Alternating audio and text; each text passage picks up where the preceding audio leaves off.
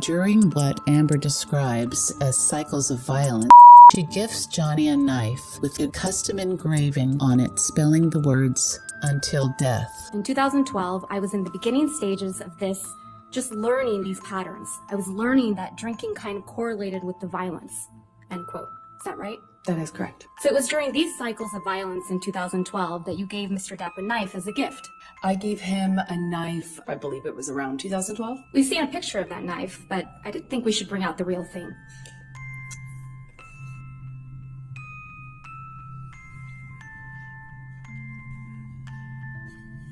This is the knife you gave to the man who would get drunk and violent with you, right? This is the same knife that I gave him as a present. Amber gifting Johnny this big knife during a time she describes him as a monster presented more contradictions for her. To back this drugged-up, aggressive monster story, Amber submitted the pictures she took of Johnny passed out in embarrassing positions as a result of his addiction and the medication he takes to combat it.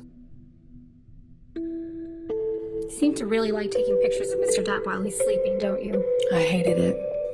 You decided to take a picture of Mr. Depp asleep with ice cream spilled all over him, right? I was worried about how bad the medications and the medication change and the drug use had gotten. So you took a picture of it? Yes, I wanted him to get help, and Johnny's surrounded by enablers. This isn't a very flattering picture of Mr. Depp, is it? No, it's not. But you sent this picture to one of your friends, didn't you? I don't recall. Sir, does this refresh your recollection that you did in fact send this picture to your friend Rocky Pennington?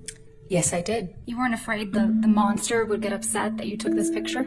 This was Opiate Johnny. And you weren't afraid that Opiate Johnny, or the monster as you called him, would get upset that you sent this picture to your friend? Well, he's all of those things. If you're stuck in throwing punches... I'm not talking about throwing punches. I'm talking about an argument. Right. In arguments, you tend to throw punches. I'm talking about arguments. I'm not talking about the times when it's got physical. I'm talking about arguments. I'm talking about arguments. I'm talking about arguments. Yes, in our arguments. Earlier and earlier and earlier. Now you split. You take off right away. You don't deal with the issue. You don't deal with the confrontation, and you split.